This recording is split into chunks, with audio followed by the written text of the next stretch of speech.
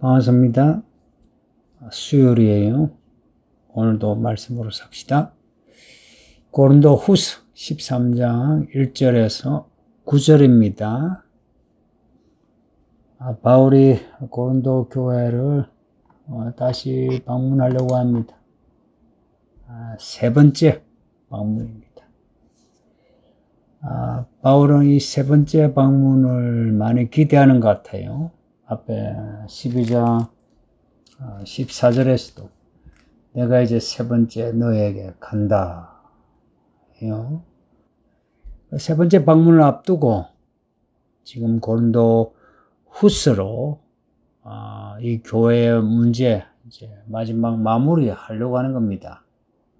그래서 바울이 갔을 때는 바울이 제시한 문제 해결하고 또 제시한 그런 온전한 모습으로 변화되기를 기대하는 거예요. 그리고 앞에 12장 14절에서는 바울이 고린도 교회에 원하는 거는 이 교회에 바울이 신세지려고 하는 게 아니고 바울이 원하는 거는 고린도 교회의 믿음을 원한다는 거예요. 부모가 어린아이에게 돈을 원한 게 아니라 부모가 어린아이를 위해서 돈을 준비하고 양육하듯이 바울의 마음이 그렇다는 겁니다. 이 고린도 교회가 바울에 대해서 이 돈 문제에 대해서 많이 제기한 문제가 있는 거예요. 그래서 바울이 이 문제에 대해서 지금 몇 번이나 자신의 입장을 밝히고 있습니다. 오해하지 말라는 거예요. 내가 너에게 원한 건 돈이 아니다. 또 내가 실제 너에게 신세적인 게 없지 않느냐. 여기에 대해서는 여러 정인들이 있다 하는 겁니다. 그래서 이제 방문하며 정인들의 정언을 통해서 사실을 확인하겠다는 겁니다. 여기에는 첫째 바울이 말하고 있는 이 내용에 대해서 거짓이 아니라 사실이라는 거 그것도 정언하고 또 고린도 교회에 이 문제 일으키는 성도들의 죄악에 대해서 두세 정인들의 정언을 통해서 밝히겠다는 겁니다. 내가 갔어도 문제가 해결되지 않은 걸 보면 바울이 그냥 두지 않겠다는 겁니다. 여기에 두세 정인의 정언은 신명기 19장 15절에 보면 모든 악에 대해서 모든 죄에 대해서 두세 정인의 정언이 있어야 한다 하는 거예요. 고린도 교회 바울이 지적하는 이런 문제 있는 성도 그 문제에 대해서 두세 정인의 정언을 요구하고 또 바울이 지금 변론하는 자신의 입장에 대해서도 이것이 거짓이 아니라 사실이라는 것 그리고 바울에 대해 문제를 제기하는 사람들 그 말이 사실인지 아닌지 그러면은 두세 정인의 정언을 통해서 바울을 한번 고발해 보라는 겁니다. 바울은 여기에 대해서 자신이 있는 거예요. 바울과 함께하는 동력자들이 하나가 돼가지고 고린도 교회에 대해 결박하니까 한번 나에 대해서 문제를 제기하고 정언을 해보라는 겁니다. 정말 바울은 때로는 이렇게 완곡하게 둘러서 가기도 하지만 이 편지에서는 정말 무게 있게 그리고 예리하게 그리고 전공법으로 힘있게 헤쳐나갑니다. 정말 멋진 교회 사역자입니다. 이제 고린도 교회 이 세 번째 방문에서 모든 걸 확실하게 했다는 겁니다. 그 확실하기 위해서 고린도 교회 방문하겠다라고 약속했던 거 그걸 연기했던 거예요. 확실히 할 수 있기까지 기다린 거예요. 그래서 이 고린도 후서를 또 써서 보내고요. 전에 두 번째 방문했을 때 교회에 죄 지은 사람들, 교회 문제 일으킨 성도들에게 또 교회 전체에게 대해서 경고한 게 있었다는 겁니다. 이제 그 경고한 걸 이제 세 번째 방문하면 그 경고 그대로 치리하겠다는 겁니다. 이제 이 본문에는 치리란 말은 없지만 이 내용을 용어로 이야기하면 치리하겠다는 겁니다. 2절 끝에 내가 다시 가면 용서하지 아니하리라 하는 이 말씀 주목하세요. 제가 이 구절을 읽는데 이 말씀이 바울이 고린도 교회에 위하여 적은 말이지만 이 말씀이 예수님이 우리에게 하시는 말씀으로 들리는 겁니다. 예수님이 지금 오시기 전인데 지금 우리에게 하시는 말씀 같지 않습니까? 내가 다시 가면 너희를 용서하지 아니하리라. 지금은 하나님이 우리에게 기회를 주셔서 우리가 회개하고 용서받을 기회가 있는데 예수님이 이제 다시 우리에게 오시면 이제 다시는 우리가 회개할 기회가 없어요. 용서하지 아니하리라. 결산하리라. 심판하리라. 추수하리라. 라고 말씀하는 걸로 들리는 거예요. 좀 들리지 않습니까? 여러분은 어떤지요? 그러니까 이런 말씀을 듣는 서울에 있는 교회 성도들은 예수님의 결산, 추수, 심판을 준비하는 교회가 되어야 합니다. 여기에 대해서 여러분 각자가 자신의 믿음에 대해서 책임을 지세요. 부모, 교회, 목사 탓하지 마세요. 아시겠어요? 그것은 여러분을 스스로 약하게 하는 겁니다. 이미 이 말씀을 가졌고, 말씀을 듣고 있으면서도 불구하고, 이러니 저러니 탓을 한다는 것은 이미 마귀의 미혹에 빠져 있는 겁니다. 마귀의 미혹이라니까 어렵게 들리죠. 쉽게 말하면 이 말씀을 빠져나가는 게 마귀의 미혹입니다.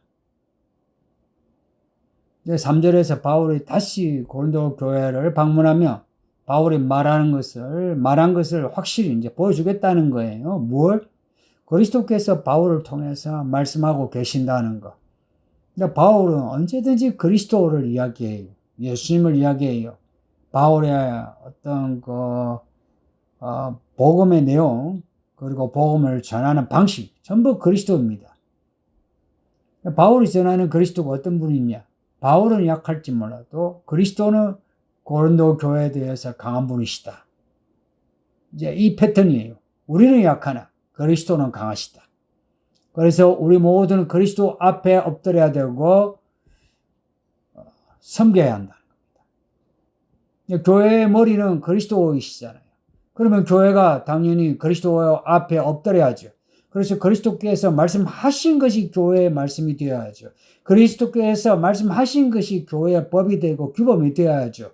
근데 우리끼리 합의해가지고 만들어 놓고는 이것이 교회의 법이다, 그리스도의 뜻이다 라고 말하는 것이 얼마나 악한 것인지 이걸 바울이 말하고 싶은 겁니다. 비록 그리스도께서 약하셔서 십자가에 달려 죽으셨으나 왜 약하셨어요? 우리 때문에 약하신 겁니다. 창조주 하나님이 사람들에 의해 십자가에 달려 죽어 있었어요. 우리 때문에. 근데 지금은 그렇지 않아요. 하나님의 능력으로 부활하신 예수님이 지금 살아계십니다. 성도님들, 예수님이 살아계십니다. 살아계신 예수님이 지금 우리 가운데에 계신데 강하신 분입니다. 약하지 않으세요. 예수님이 강하신 분입니다. 예수님이 강하시기에 강하신 예수님을 의지해야 되고 우리는 강하신 예수님을 두려워하며 경외해야 합니다. 그리스도는 주인이시고 우리는 종입니다. 우리는 종이기에 종으로서 우리가 해야 할 일을 해야 돼요. 바울은 이런 태도를 완벽하게 보여주고 있어요. 우리에게 완벽하게. 정말 바울입니다. 그러니 고린도 교회는 이제 바울을 맞이할 준비를 해야 하는 겁니다. 그래서 지금 자신의 행위, 그 믿음이 어디에 있는지를 알아야 해요. 바울은 이 부분을 두고 이렇게 말합니다. 너희 자신을 시험하고 너희 자신을 확정하라. 이 말씀을 여러분 소리 내어서 한번 읽어보세요. 5절의 말씀인데 너희는 믿음 안에 있는가? 너희 자신을 시험하고 너희 자신을 확정하라. 요 5절은, 요 앞부분을 여러분이 외웠으면 좋겠습니다. 특히 자녀를 둔 성도님들, 여러분들 딱 정신 차리세요. 정신 차리세요. 여러분 자녀를 위해서도 자기 자신을 변명하지 마요. 자기 자신을 스스로 시험해요. 온전한 믿음인가 아닌가. 그리고 자신의 믿음을 확정하세요. 부모가 변명하고 모호하게 하면 여러분의 자식들도 그렇게 됩니다. 그리고 여러분의 자식이 나중에 지옥에서 영원히 당신들을 원망합니다. 그렇게 된다는 건 섬뜩하지 않습니까? 자신의 믿음이 옳은 믿음인지 확인하라는 겁니다. 어떻게 확인해요? 말씀을 기준으로 자신을 점검하는 겁니다. 말씀을 기준으로 점검할 때 성령이 도우시니까 걱정하지 마세요. 또 다른 기준이 있다면 두세 증인의 증언을 통해서 자신을 점검합니다. 이 두세 증인의 증언은 모든 악에 대해서, 모든 죄인에 대해서 증언이 필요한 건데, 또 한편 하나님의 참된 일꾼에 대해서 인정, 교회 추천해서 필요한 겁니다. 만일 믿음에 진보가 있는 사람이라면 교회가 알아주지 않겠어요? 웬만한 성도라면 여러분의 그 믿음의 진보를 인정하지 않겠어요? 시기와 질투는 있을지라도 그래도 믿음의 진보에 대해서는 인정하지 않겠어요? 그래서 교회 리더는 교회 칭찬을 받아 추천을 받아야 합니다. 우리가 그렇게 해야 하는 이유는 그리스도가 우리 안에 계시기 때문이에요. 우리 각자가 그리스도의 지체로 우리 안에 그리스도의 영이 계시고 그 영이 흘러가는 거예요. 흘러가고 흘러오고.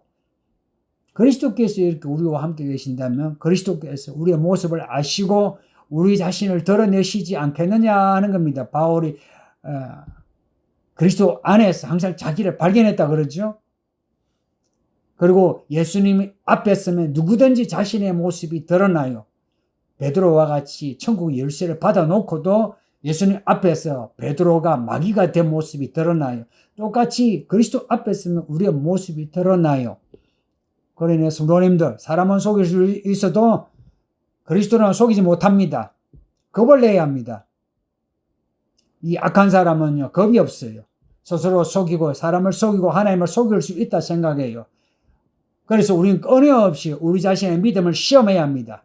여러분의 기도와 여러분의 성경 읽기 아주 단순한 생활의 패턴까지도 시험해 보세요. 할 수 있습니까? 성경을 읽고 있어요? 기도하고 있어요? 뭐 이것이 형식이냐? 이게 형식입니까? 우리가 기도하고 말씀을 읽고 듣고 하는 게 형식입니까?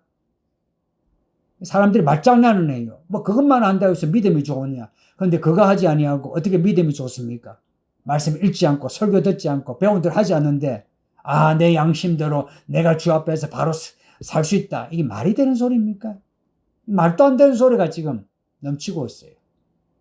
제가 여러분에게 전하는 설교가 귀에 들어오시나요? 듣고 마음에 깨달아지시나요? 만약 그렇게 되지 않는다면 여러분 스스로 자신에게 문제가 있음을 인정해야 돼요.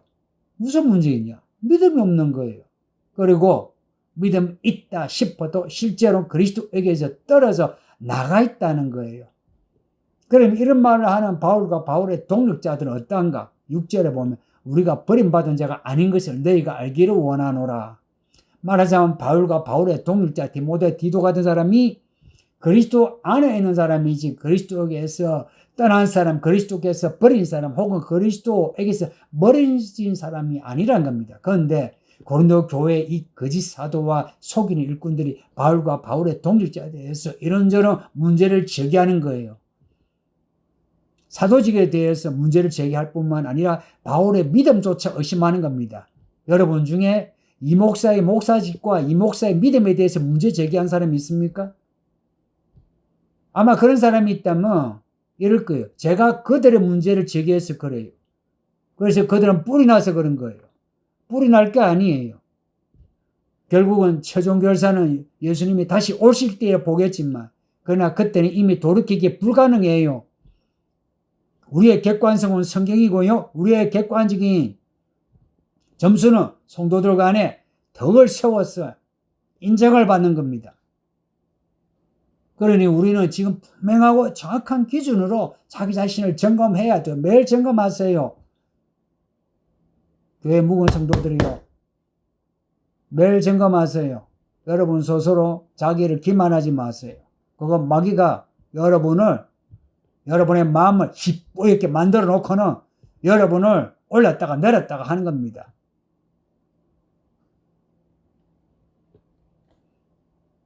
분명하고 정확한 기준이 성경에 있어요. 지금 여러분의 기도와 성경 읽기, 그리고 설교를 듣고 깨닫고, 그리고 여러분이 이 말씀을 잘 배워 나가느냐, 이걸 계산하세요. 다른 거 계산 안 해도 돼요. 교회가 이러니 저러니 그렇게 잔소리할 거 없어요. 여러분 자신을 보세요. 이게 가장 정확합니다. 근데 많은 사람이 교회를 다닐수록 더더욱 그리스도에게서 멀어지고 있어요. 정말 안타까워요. 이 사람들은 그리스도를 모르기 때문에 그리스도와의 거리감을 몰라요. 자신이 얼마나 멀어졌는지를 몰라요. 왜냐? 가까이 있어 본 적이 없어요. 그래서 믿음을 확인하고 너의 구원을 확증하라는 겁니다. 여러분은 구원받았습니까? 구원받았냐고요? 바울이 고린도 교회에 원하는 바가 7절에 있어요. 고린도 교회가 부디 아무런 죄를 저지르지 않고 하나님 앞에 바로 서기를 원한답니다. 여기서 다시 바울의 아버지 같은 마음이 나타나는데 7절 뒤를 보세요. 이런 말을 하는 것은 우리가 옳고 너희가 틀렸다, 뭐 이렇게 시시비비 따지는 것이 아니란 겁니다. 이거는 고린도 교회를 위하여 고린도 교회가 옳은 길로 가게 하기 위한 겁니다. 옳은 길로 가려면 어찌해야 됩니까? 틀린 길로 가는 것을 틀렸다 해야 돼요. 그리고 옳은 길을 제시해야 돼요. 바울의 마음은 이래요. 우리가 버림을 받을지라도. 예수님이 우리를 위해 십자가 죽으셨잖아요. 똑같은 마음이에요. 우리가 십자가에 달려 죽을지라도, 모세도 그랬잖아요. 내가 구원받지 못할지라도, 내가 지옥에 떨어질지라도 저들을 구원해달라고. 바울의 마음이 이런 거예요. 이런 아버지 같은 마음을 가졌는데도 이런 바울을 무시하고 부정하는 이 사람들 지금도 있습니다. 너희는 선을 행하여 하나님께 구원을 받았으면 한다. 이게 바울의 마음입니다. 이런 바울의 마음은 고린도후서, 고린도전서, 뒤에 갈라디아서에서부터 모든 바울의 서신서에 나타나요. 우리가 읽은 고린도전서, 후서에서 본다면 고린도전서 4장 15절에 그리스도 안에서 1만 스승이 있을 때 아버지는 많지 않다. 이 말씀은 정말 인상적이에요. 교회 일꾼, 목사, 장로, 집사, 교사, 목자, 리더가 어떤 사람이 되어야 하느냐. 다 사람을 가르치는 사람들 아니에요?